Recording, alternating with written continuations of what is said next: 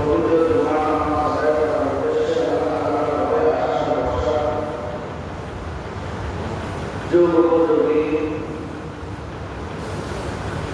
কোরআন হাদিস থেকে কিছু আলোচনা কোরআন আলোচনা শ্রবণ করা সুবর্ণ সুযোগ দান করেছেন। সেই মালিকের দরবারে অন্তরের গভীরতা থেকে কালিমার শুকর আদায় করে উচ্চ আওয়াজে আলহামদুলিল্লাহ।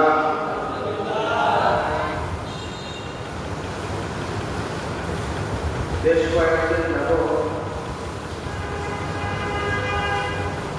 সারা বাংলাদেশের বিভিন্ন অঞ্চলগুলো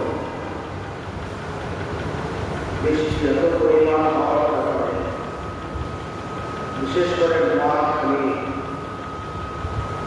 এবং আশেপাশের অন্যান্য অঞ্চলগুলো যেরকমভাবে বন্যায় কবলিত হয়েছে, মানুষগুলো একেবারে দেশে হারা দুর্বিষহ হয়ে পড়ছে। ঘর বাড়ি আসবাবপত্র সবই একেবারে অনাকার অবস্থায়। সেই মুহূর্ত আমাদেরকে একেবারে মনে হয় যেন মায়ের উপরে শিশু যেরকম নিরাপদ, আল্লাহ তাআলা ঠিক এরকম আমাদেরকেও নিরাপদে রেখেছেন। এই জন্য খুশি না বেজার? আর একটা বার শুকরিয়া আদায় করে আলহামদুলিল্লাহ। সম্মানিত মুহতারাম হাজিরিন, আজকের আলোচনার বিষয়বস্তু হল মানব অধিকার সংস্থা সম্পর্কিত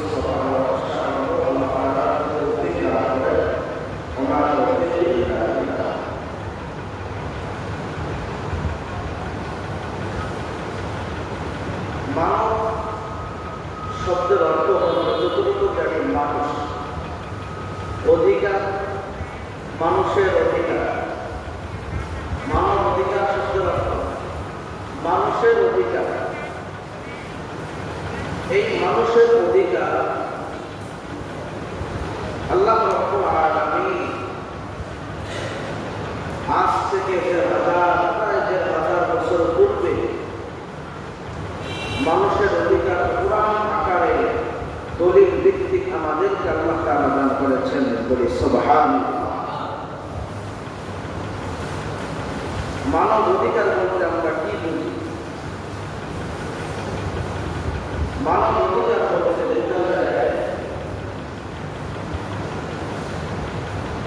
একজন মানুষ, সেই নারী হোক বা পুরুষ, জন্মগ্রহণের পর থেকে নিয়ে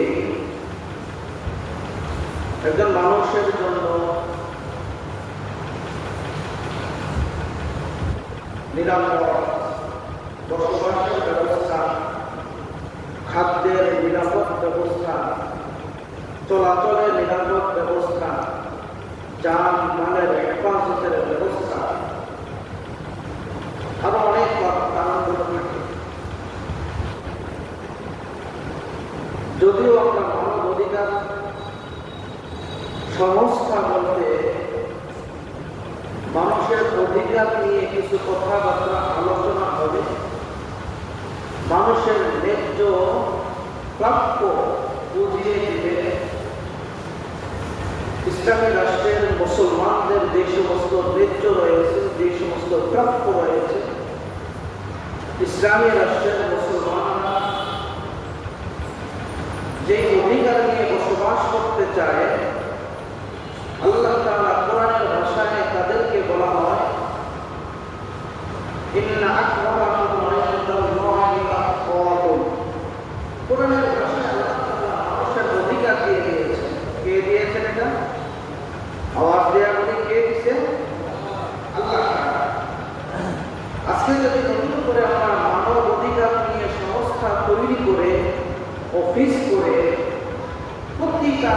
প্রত্যেক রাষ্ট্রের মধ্যে মানব অধিকারের একটা সংস্থা থাকে।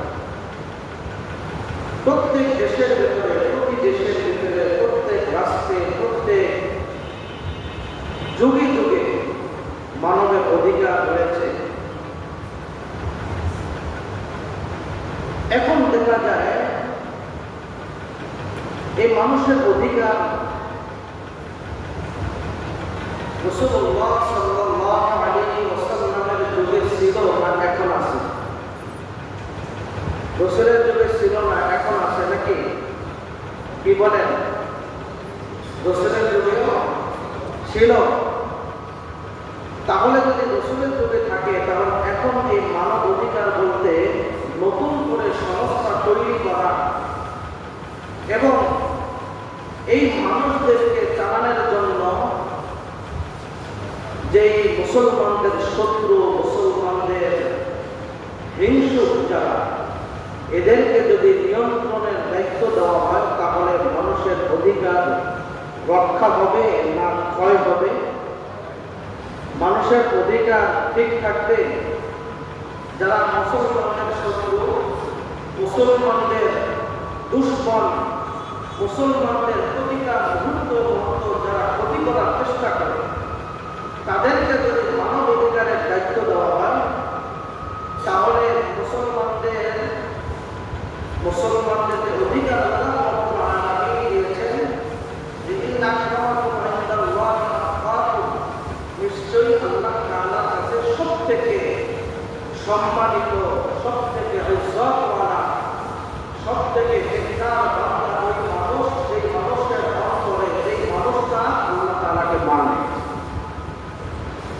এখন দেখেন, যেই মানুষটা আল্লাহ তাআলাকে মানে না, যেই মানুষটা আল্লাহ তাআলার হুকুম পালন করে না, আল্লাহর হক আদায় করে না, আল্লাহর অধিকার আদায় করে না, এই মানুষের কাছে যদি মানুষের অধিকার দেওয়া হয়, তাহলে শিয়ালের কাছে মুরগি বর্গা দেওয়ার মতো। কথা বলে ঠিক কিনা? শিয়ালের কাছে যদি বলে যে শিয়াল তুমি আমার মুরগিটা পাহারা দিল, আমি কিন্তু একটু আসতেছি ঘুরে ফিরে বা কোনো কাজ সেরে আসি, শিয়াল পাহারা দেবে নাকি? ইলিশ মাছ ভাষা রেখে বিড়ালকে যদি বলা হয়, বিড়াল আমার এই মাছ ভাজাটা রাখা গোসল করে আসি, এসে দেখবেন বিড়াল খুব শান্তিতে নিরাপদে আপনার মাছ রেখে দিবে নাকি? হ্যাঁ, আপনার অধিকার হরণ করবে। যেরকম ভাবে বিড়াল আপনার মাছ রাখতে পারে না, শিয়াল আপনার মুরগি রাখতে পারে না, তাদের কাছে, আল্লাহর দুশমনের কাছে যদি কোনো মানুষের অধিকারের দায়িত্ব দেওয়া হয়, মানুষের যদি কোনো অধিকারের দায়িত্ব ন্যস্ত করা হয়, শিয়ালের কাছে মুরগির যেমন অবস্থা, বিড়ালের কাছে মাছের যেমন অবস্থা, মুসলমানদের অধিকার ওই সময় ওই কাফের মুশরিকের কাছে ঠিক তেমন অবস্থা। কথা বলো ঠিক কিনা?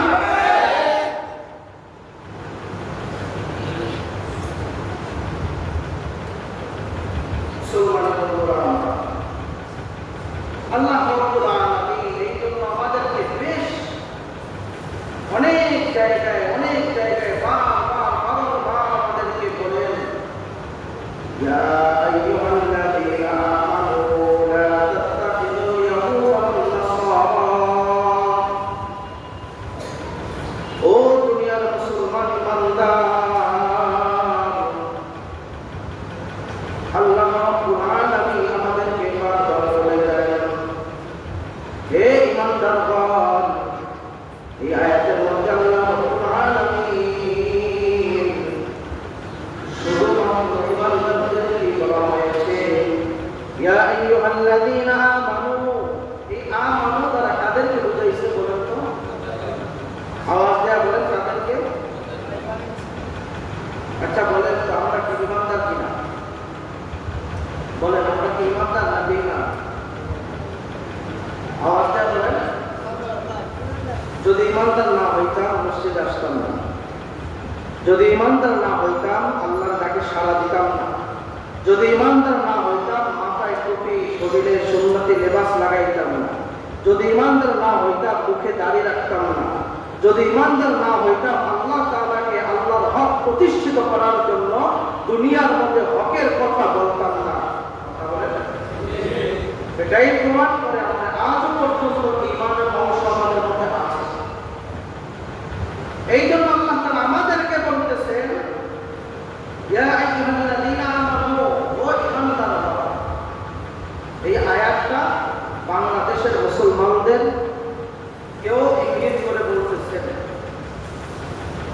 যে বাংলার মুসলমানগণ,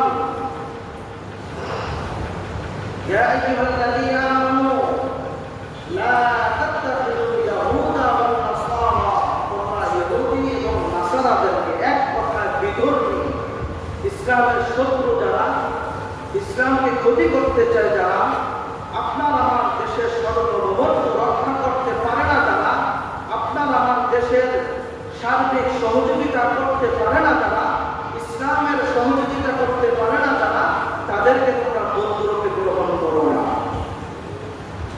লা তাত্তাখিযুল ইয়াহুদা ওয়ান নাসারা, কারণ আল্লাহ তাআলা বলেন আউলিয়া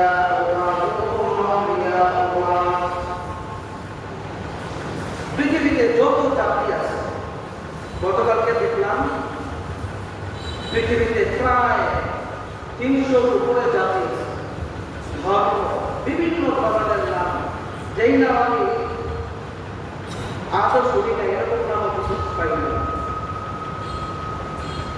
এই এতগুলো ধর্মের মধ্যে আল্লাহ তাআলা সব থেকে শ্রেষ্ঠতম ধর্মের নাম কি রেখেছেন? আওয়াজ দেয়া বলে কি? আল্লাহ রাব্বুল আলামিন বলেন ইন্নাদ দীনা ইনদাল্লাহিল ইসলাম। ইসলাম এমন একটা ধর্ম, ইসলাম এমন একটা শান্তির ধর্ম, এবং ইসলাম এমন একটা নিরাপত্তার ধর্ম, ইসলাম এমন একটা সর্বদিক থেকে সর্বক্ষেত্রের মুসলমানদের অধিকার রক্ষার ধর্ম। ইসলাম এমন একটা ধর্ম যেই ধর্মের মধ্যে কোনো মানুষের হক নষ্ট হয় না, ইসলাম গ্রহণ করতে পারে না। কোনো মানুষের অধিকার নষ্ট হয় না, ইসলাম গ্রহণ করতে পারে না।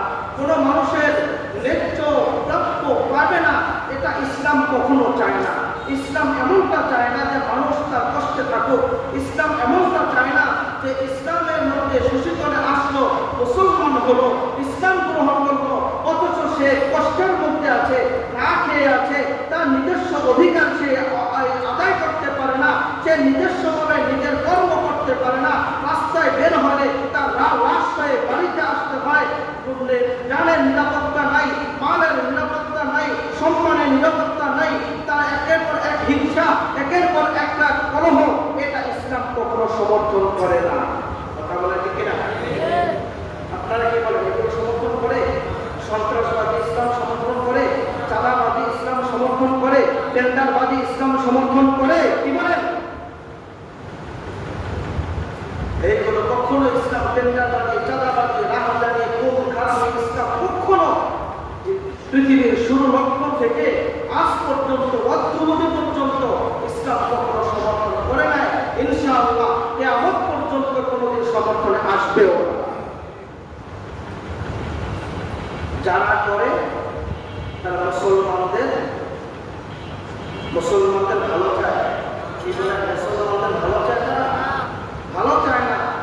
আল্লাহ রাব্বুল আলামিন অন্য আয়াতে বলেন যে আচ্ছা কিছুক্ষণের জন্য তাদেরকে মানি, আমাদের কথা অনুযায়ী আমরা বলি যে কিছুদিনের জন্য আচ্ছা রাষ্ট্র চালাবে, ঠিক আছে, ভালো কথা, বিতর্কে একটা থাকুক না, একটা সেক্টরে একজন মন্ত্রী বিতর্কে থাকলে কি হয়? শিক্ষা মন্ত্রী যদি বিতর্ক হয় তো সমস্যা কি? ছাত্রমন্ত্রী যদি ইহুদি হয় সমস্যা কি? আপনার যে কোনো একটা মন্ত্রীর পদ হোক, যে কোনো একটা ম্যাজিস্ট্রেটের পদ হোক, যে কোনো একটা উকিলের পদ হোক, একটা উপরস্থ যে সমস্ত পদগুলো আছে, এই সমস্ত ক্ষমতাশীল জায়গাগুলো আছে, এই জায়গাগুলো যে একটা থাকলে সমস্যা কি? আমরা মনে করি এইটা, কিন্তু ইসলাম বলে না, তুমি তাদেরকে ওখানে এসো, তাতেও তারা সন্তুষ্ট নয় যতক্ষণ না পর্যন্ত তারা ইসলাম ধর্ম ত্যাগ করে তাদের ধর্ম গ্রহণ করবে, ততক্ষণ পর্যন্ত তোমাদের প্রতি, মুসলমানদের প্রতি, ঈমানদের প্রতি তারা সন্তুষ্ট না। আল্লাহ রাব্বুল আলামিন বলেন ওয়ালা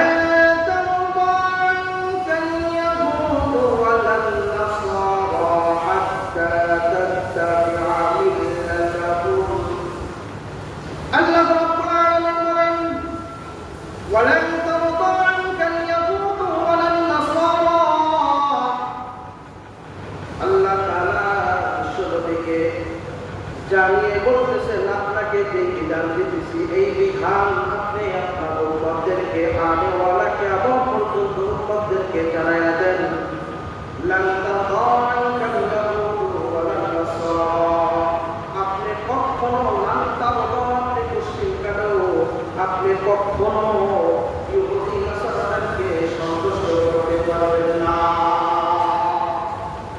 এই কথাটা কার? আওয়াজ দেয়া বলে কার কথা? আল্লাহ তাআলার কথা। আল্লাহ তাআলা বলেন হাত্তা তাত্তাবি'ু মিল্লাতাহু, যতক্ষণ পর্যন্ত তোমরা তোমাদের ধর্ম ত্যাগ না করে ইহুদি ধর্ম গ্রহণ করো। অর্থাৎ তুমি মুসলমান হয়ে তো ইসলাম ধর্ম ত্যাগ করে ফেলো। বলে নাউযুবিল্লাহ। দেখেন এরকম অনেক চট্টগ্রাম সহ বাংলাদেশের বিভিন্ন অঞ্চলে গরিব, অসহায়, দরিদ্র যারা আছে, তাদের ধারে ধারে সেবার নামে ঘুরে ঘুরে তাদেরকে সামান্য পরিমাণ কিছু সেবা দিয়ে তাদের কাছ থেকে তাদের ঈমানটাকে হরণ করে নিতেছে। দেখছেন এরকম? এই যে বন্যা কবলিত অবস্থা, নোয়াখালী সহ বিভিন্ন অঞ্চলগুলোতে তার ওই সেবা নামক জালেমগুলো সেবার নামে জালিয়াতি পাবে তাদেরকে সহযোগিতা করে তাদের ঈমানটাকে হরণ করে নিতেছে। কিভাবে জানেন? তাদেরকে বলা হয় যে আমি তোমাদের উপর ঘর ভেঙে গেছে, বন্যা কবলিত হয়ে, আচ্ছা তোমার একটা ঘরের ব্যবস্থা করে দিল, বিনামূল্যে একটা ঘর দিল, ঘর দিয়ে বলতেছে এখন আমরা যা বলবো এটাই শুনবে। তখন তাদের কর্মী আপনাকে বানিয়ে দিল, কর্মী বানানোর পর থেকে আপনাকে বিভিন্নভাবে তারা হুকুম দিতে থাকবে, বিভিন্ন ধরনের দায়িত্ব দিতে থাকবে। এরকম দায়িত্ব দিবে যেই দায়িত্বের মধ্যে আল্লাহর হুকুম নাই, যেই দায়িত্বের মধ্যে যেই নির্দেশের মধ্যে আল্লাহর কোনো নির্দেশ নাই, রাসূলুল্লাহর কোনো আদর্শ নাই, সেই নির্দেশ সেই দায়িত্বগুলো আপনাকে দিয়ে দিয়ে আপনাকে আস্তে আস্তে ইসলাম থেকে দূরে সরাই নিতেছে। এরকম ভাবে সরাসরিও ভাবে বলে যদি তোমরা আমাদের সাথে যুক্ত হও, আমাদের সাথে যদি কাজ করো, তোমরা যা দরকার, জানের নিরাপত্তা দরকার, মালের নিরাপত্তা দরকার, বাসস্থান দরকার, তোমার যেটাই দরকার আমরা সেটাই দিতে প্রস্তুত। এরকম বলে কিনা? এই জন্য আল্লাহ রাব্বুল আলামিন বলেন হাত্তা তাত্তাবি'ু মিল্লাতাহু, যতক্ষণ পর্যন্ত তোমরা তাদের ধর্ম গ্রহণ না করবে ততক্ষণ পর্যন্ত তারা সন্তুষ্ট হবে। সুতরাং আল্লাহ তাআলা যেভাবে বলছেন ওলান তারাদা, কখনো কখনো কালেও কিয়ামত পর্যন্ত তাদেরকে সন্তুষ্ট করতে পারবে না। এই জন্য আল্লাহ রাব্বুল আলামিন অন্য আয়াতের মধ্যে বলেন ওয়ালা ইয়াজআলুল্লাহু লিল কাফিরিনা আলাল মুমিনিনা সাবিলা। ও দুনিয়ার মুসলমান বান্দা, আল্লাহ রাব্বুল আলামিন বলেন ওয়ালা ইয়াজআলুল্লাহু লিল কাফিরিন, আল্লাহ রাব্বুল আলামিন মুশরিকরা কিয়ামত পর্যন্ত কাফের মুশরিকরা যত সাতরি যত ধরনের কৌশল খাটাক না কেন, যত ধরনের কৌশল করুক না কেন, বলে কাফেরদের জন্য আল্লাহ তাআলা কখনো মুশরিকরাও ক্ষমতা দিবেন না, ওদের কোনোদিনও স্থায়ীভাবে ক্ষমতা দিবেন না। আলাল মুমিনিনা সাবিলা, মুমিনদের উপরে অধিকার খাটাবে, মুসলমানদের উপরে তারা নেতৃত্ব দিবে, মুসলমানদেরকে তারা চালাবে, এমন ক্ষমতা আল্লাহ তাআলা কোশ্চিন কালো তাদেরকে দিবে না। এই কথাটা কার? আওয়াজ দেয়া বলি কার? আল্লাহ। ভয় লাগে নাকি বলতে? হ্যাঁ, আল্লাহর কথা বলতে ভয় লাগে? আমাদেরকে বানাইছেন কে? আল্লাহ। আমাদেরকে সৃষ্টি করেছেন কে? আল্লাহ। আমাদের নিরাপত্তা দিবেন কে? আমাদের হায়াতের মালিক কে? আমাদের জানের মালিক কে? মৃত্যু দিবেন কে? তাহলে কথা বলতে ভয় কিসে? লজ্জা লাগে। আমি কিভাবে আল্লাহর নামটা করি? আস্তে বলি, আস্তে আস্তে বলি। আস্তে বললো তো আল্লাহ শুনে, জোরে বললো তো শুনে, আস্তে বলি আল্লাহ তো শুনতেছে, আল্লাহ তো আমাকে জানি না। কিছু কিছু সময় আছে, এই সময়গুলো শরীরের শক্তি দিয়ে হলেও আল্লাহর কালিমা, আল্লাহর কথাগুলোকে উচ্চ আওয়াজে উচ্চঙ্গভাবে বলা অধিক বিভিন্ন সময় এটা করছে আইন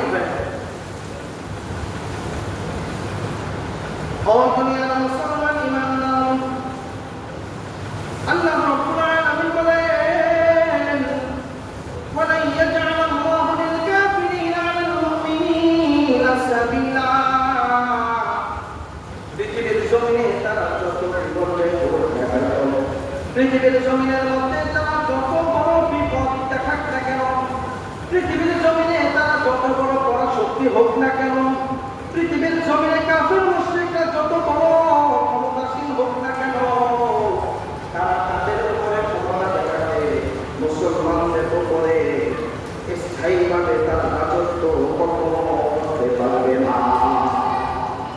এই জন্য আল্লাহ রাব্বুল আলামিন বলেন, মুসলমানদেরকে ডাক দিয়া বলেন, এর আগের প্রথম দিকে আল্লাহ তাআলা বলেছেন, ইয়া আইয়ুহাল্লাযীনা আমানু লা তাত্তাখিযু ইয়াহুদা ওয়ান নাসারা আউলিয়া বা'দুহুম আউলিয়া বা'দ। আল্লাহ রাব্বুল আলামিন বলেন, ও ঈমানদারগণ, তোমরা কাফের মুশরিক ইহুদি নাসারা এক কথায় বেদিনদেরকে বন্ধুরূপে গ্রহণ করো না।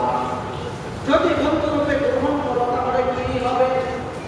আমরা যে মাথা মাথা করি, তারা একজন মন্ত্রী হিন্দু মন্ত্রী থাকলে কি হয়, একজন রেজিস্ট্রেট মন্ত্রী থাকলে কি হয়, একজন উকিল যদি থাকে হিন্দু, সমস্যা কি?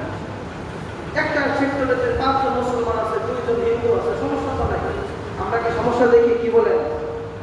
মুসলমানও কাজ করবে, হিন্দুরাও কাজ করবে, মুসলমানরা কাজ করবে, বিদ্রোহীরাও কাজ করবে, এক কাতারে একসাথে এক সারিতে, তাতে সমস্যা কি? আল্লাহ তাআলা বলেন, দেখেন আল্লাহ তাআলা কি বলতেছেন। আল্লাহ তাআলা বলেন, ওয়ালা তারকানু ইলাল্লাযীনা যালামু ফাতামাসসাকুমুন নার। ও দুনিয়ার মুসলমান, আল্লাহ রাব্বুল আলামিন বলেন, ওয়ালা তারকানু ইলাল্লাযীনা যালামু ফাতামাসসাকুমুন নার। আল্লাহ তাআলা বলেন, ওয়ালা তারকানু, তোমরা তাদের সঙ্গ দিও না, ইলাল্লাযীনা যালামু, তারা জুলুম করে, তারা জালেম। এই বাংলাদেশে আর বাংলাদেশে ইসলামিক শাসন যখন ছিল, তখন পর থেকে ধরেন ইংরেজদের শাসনের পর থেকে নিয়ে, অর্থাৎ ৭১-এর পর থেকে নিয়ে পুরা বাংলাদেশটা যারা শাসন করেছে, একটাও শাসক আজ পর্যন্ত খোদার হুকুম নিয়ে শাসন করে নাই। কথা বলতে কিনা?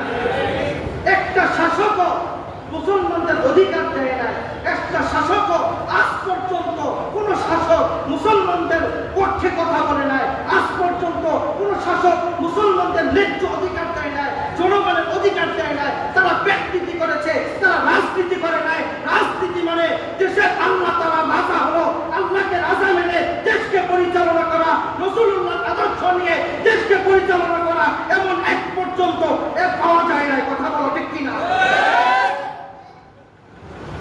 তারা আবার মানব অধিকার সংস্থা তৈরি করতে চায়, তারা জনগণের অধিকার দিতে চায় না। যারা ক্ষমতা পাইলেই বিল্ডিং এর পর বিল্ডিং, জায়গার পর জায়গা, খাটের নিচে তেল চাল উদান করা পাওয়া যায়।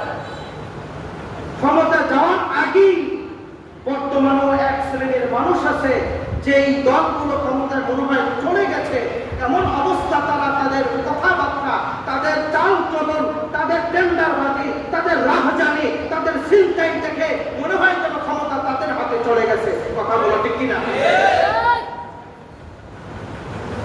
সারা বাংলাদেশ থেকে এখন বিরাজমান করতেছে। এখন এটাকে আবার নিয়ন্ত্রণ করার জন্য, এই দেশে শান্তি শৃঙ্খলা বজায় রাখার জন্য, ফিরিয়ে আনার জন্য আবার যুক্তরাষ্ট্র থেকে মানবাধিকার সংস্থা অফিস ঢাকার ভিতরে হচ্ছে। আপনারা কি বলেন? শান্তি বলে মানবাধিকারের অফিস যদি বাংলাদেশে হয়, আচ্ছা বাংলাদেশ যেটা আছে ওইটি বাংলার মানুষ চালাক না কেন? মুসলমানরাই চালাক না কেন? খলিফাতুল মুসলিমিন ওমর রাদিয়াল্লাহু তাআলা আনহুর শাসনামলে তখন কোন মানবাধিকার অফিস ছিল না। খলিফাতুল মুসলিমিন হযরত আবু বকর রাদিয়াল্লাহু তাআলা আনহুর জামানায় কোন মানবাধিকার অফিস ছিল না। খলিফাতুল মুসলিমিন হযরত ওসমান গনি রাদিয়াল্লাহু তাআলা আনহুর জামানায় কোন মানবাধিকার অফিস ছিল না। খলিফাতুল মুসলিমিন হযরত আলী রাদিয়াল্লাহু তাআলা আনহুর জামানায় কোন মানবাধিকার অফিস ছিল না। তারা দেশ পরিচালনা করেছিল। ওমর বলেছিল, আমার শাসনামলে যদি একটা কুকুর যদি না খেয়ে মারা যায়, খোদার দরবারে আমার জাত দিতে হবে। যেই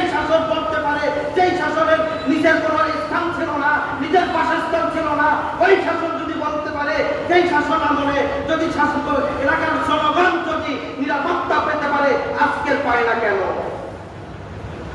আজকের সেই জনগণ পায় না কেন? সেই ইসলাম আজকে আর নাই। আওয়াজ দেয়া বলেন, ইসলাম আর নাই। বলতে পারেন হুজুর ওমর তো একজন সাহাবী ছিল, তিনি পারছেন, বর্তমানে যারা আছে তারা পারেন না। ওমরের জমানায় যেই খোদা ছিল সেই খোদা এখন আর নাই। খোদার শক্তি দুর্বল হয়ে গেছে। ওমরের খলিফার সময় তার শাসন আমলে যেই খোদা ছিল সেই খোদা এখন আর নাই। খোদা পরিবর্তন হয়েছে। এক সময় বিএনপি দেশ খেয়েছে, এরপর আওয়ামী লীগ 17 বছর খাইল, আবার বিএনপি খাওয়ার জন্য তারা উৎপাত করা শুরু করে দিয়েছে। তারা কি জানে না ওমর কিভাবে দেশ চালাইছিল, খলিফাতুল খুলাফায়ে রাশিদিনরা কিভাবে দেশ চালাইছিল? এটা কি তারা তাদের চোখের সামনে আসে না?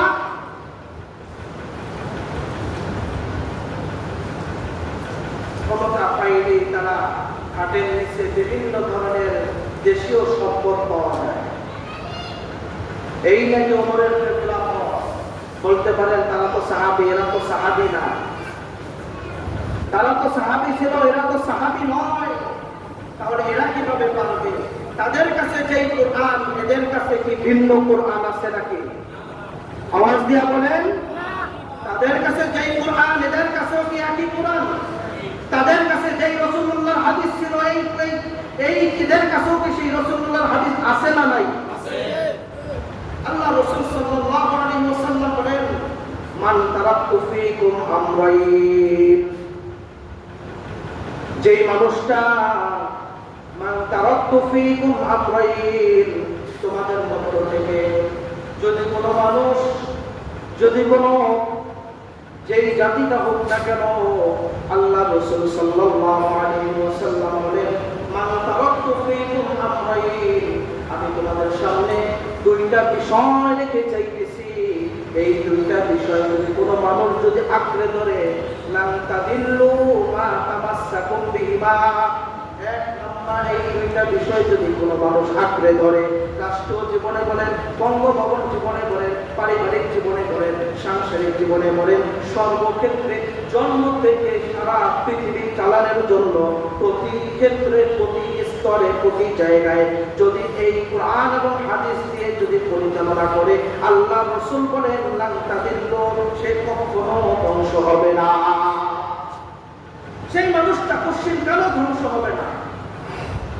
হ্যাঁ, মাঝে মাঝে বিপদ আসতে পারে, মাঝে মাঝে আঘাত আসতে পারে, ইহুদি খ্রিস্টানদের আঘাত আসতে পারে, এজেন্টের আঘাত আসতে পারে, লোভীদের লোভ দেখানোর জন্য আসতে পারে, কিন্তু তাদেরকে কখনো পদস্খলন ঘটাইতে পারবে না, আল্লাহ রাসূল বলে গেছে। তাহলে তাদের সামনে কি সেই কোরআন আর নাই? তাদের সামনে কি সেই হাদিস আর নাই? না হাদিসের কোরআনের শক্তি কমে গেছে?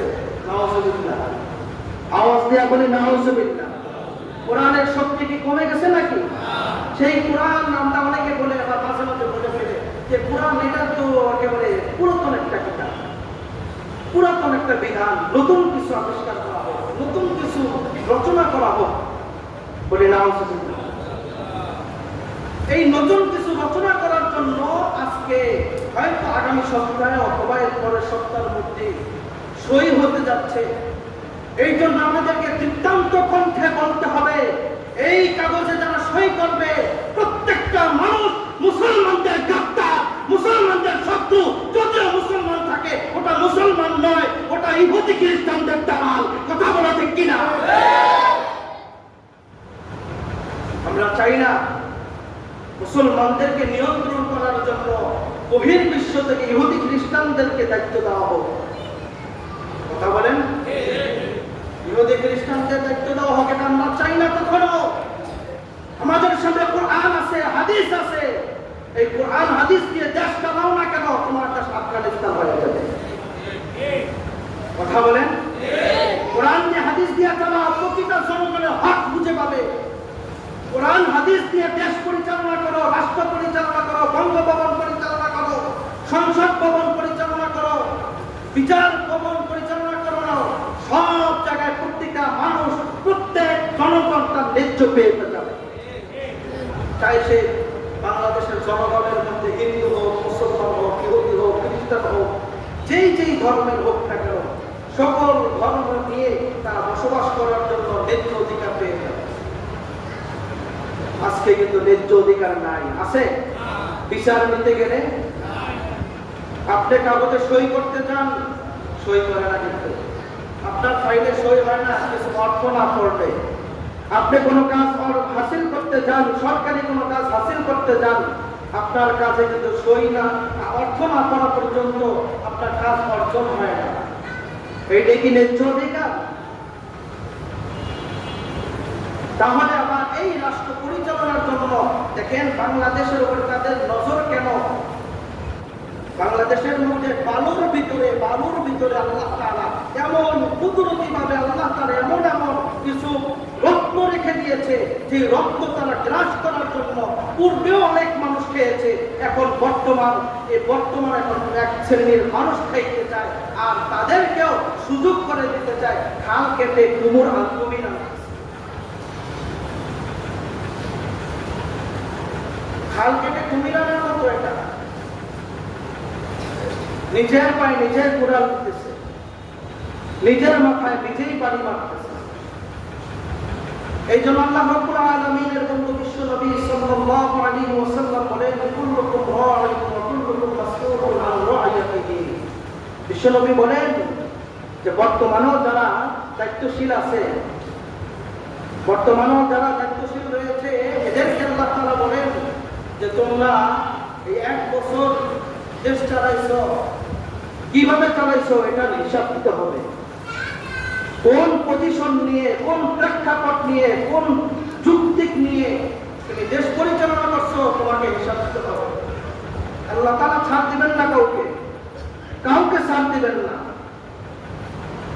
সামনে যারা যাওয়ার জন্য উৎপাত করতেছে, টেন্ডারবাজি, রাজধানী, ছিনতাই, বিভিন্ন জায়গায় স্টেশনে যে চাঁদাগুলো তুলে খাইতেছে, এই ক্ষমতা যাওয়ার আগেই খাওয়া শুরু হয়ে গেছে। ক্ষমতায় গেলে এর আগে আপনার হক আদায় করবে। আওয়াজ দিয়ে বলেন, তাহলে কি তাদের কাছে কোরআনের বিধান নাই? তাদের কাছে পেটের বিধান, তাদের কাছে রাজনীতির বিধান। রাজনীতি যে কাকে বলে, আল্লাহ তাআলাকে হুকুম মেনে, আল্লাহ তাআলা সবচেয়ে বড় রাজা, রাসূল বলেন সবচেয়ে বড় রাজা, পৃথিবীর জমিনে সবচেয়ে বড় রাজা, খুলাফায়ে রাশিদিনরা সবচেয়ে বড় রাজা, সবচেয়ে বড় বাদশা। এদেরকে মেনে যারা চলতে পারে, তাদেরকে আমরা আগামীতে পেতে চাই। কথা বলা ঠিক কিনা?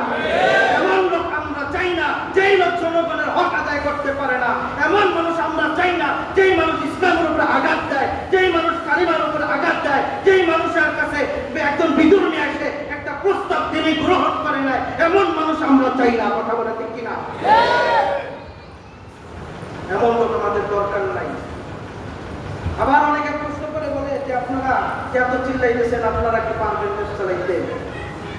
হুজুররা কি পারবো দেশ চালাইতে? আপনারা কি বলেন?